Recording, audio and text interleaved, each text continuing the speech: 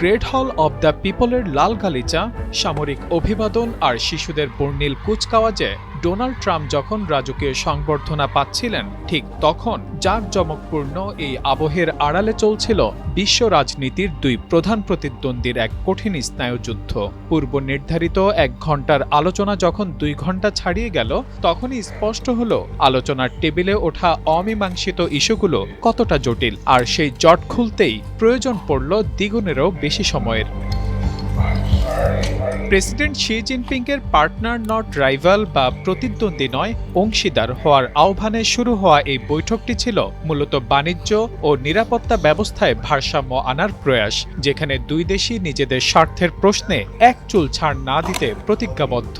ট্রাম্পের 30 সদস্যের শক্তিশালী বাণিজ্যিক বহর যখন বাণিজ্যের পাল্লা ভারী করায় ব্যস্ত, শির পুরো মনোযোগ তখন মার্কিন মদতপুষ্ট প্রতিবেশী ক্ষুদ্রদ্বীপ রাষ্ট্র তাইওয়ানকে ঘিরে তৈরি হওয়া সব টানাপোড়েন নিরসনে।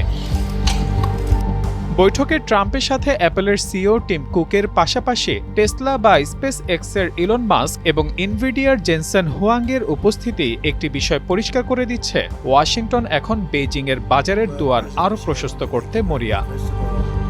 কিন্তু ট্রাম্পের চাওয়ার বিপরীতে তাইওয়ান ইস্যুতেই অনড় অবস্থানে ছিল বেইজিং। রুদ্ধতার কক্ষে শি জিনপিং সরাসরি হুঁশিয়ারি দিয়ে বলেছেন, তাইওয়ান প্রশ্নে সামান্য ভুল পদক্ষেপ দুই পরাশক্তিকে সরাসরি সংঘাতের দিকে ঠেলে দিতে পারে। বিশেষ করে তাইওয়ানের কাছে যুক্তরাষ্ট্রের প্রস্তাবিত $11 বিলিয়ন অস্ত্র বিক্রির প্যাকেজটি এখন দুই দেশের সম্পর্কে সবচেয়ে বড় গলার কাঁটা হিসেবে বিবেচিত। চীন চাইছে এই সামরিক সহায়তা স্থগিত হোক, অন্যদিকে ওয়াশিংটন একে দেখছে তাইওয়ানের আত্মরক্ষার অধিকার এবং চীনকে চাপে রাখার বড় কৌশল হিসেবে। বিকেলের আলোয় যখন দুই নেতা 15 শতাব্দীর টেম্পল অব হেভেনে পাশাপাশি হাঁটছিলেন, তখন দৃশ্যত মনে হচ্ছিল সম্পর্কের বরফ কিছুটা হলেও গলেছে। ট্রাম্পের কণ্ঠে আজ ছিল শিকে নিয়ে কেবলই প্রশংসা আর স্তুতি। কখনো চীনা প্রেসিডেন্টকে মহান নেতা বলে অভিহিত করছেন, আবার কখনো মুগ্ধতা প্রকাশ করেছেন চীনের অনিন্দ সৌন্দর্যে। কিন্তু সেখানে উপস্থিত সাংবাদিকরা যখন তাইওয়ান নিয়ে ট্রাম্পকে প্রশ্ন করলেন, তখন ট্রাম্প সুকৌশলে তা এড়িয়ে গেলেন। বেইজিংয়ের গুণগান গাইলেও তাইওয়ান ইস্যুতে তার এই মৌনতাকে বিশ্লেষকরা দেখছেন কৌশলগত নীরবতা হিসেবে। যদিও সফরের আগে নিজ দেশে তিনি বলেছিলেন, তাইওয়ান ইস্যুতে শি নিজেই সিদ্ধান্ত নেবেন। সব মিলিয়ে এই সাক্ষাৎকে অনেক বিশ্লেষক বলছেন বিগেস্ট সামিট এভার বা ইতিহাসের সবচেয়ে বড় শীর্ষ সম্মেলন।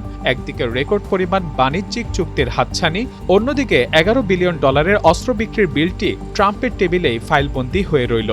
বেইজিং সফর শেষে ট্রাম্প যখন ওয়াশিংটনের পথে ওড়াল দেবেন, তখন তার কৌশলগত নীরবতায় তৈরি হওয়া প্রশ্ন থেকেই যাবে, চীনের সাথে এই সখ্য কি কেবলই বাণিজ্যিক স্বার্থে, নাকি তাইওয়ানের আকাশে জমে থাকা যুদ্ধের মেঘ সরানোর কোনো গোপন সমঝোতাও হয়েছে এর নেপথ্যে। বিশ্ব রাজনীতি এখন সেই ফলাফলের অপেক্ষায়। Mahmudul Hasan, Times today.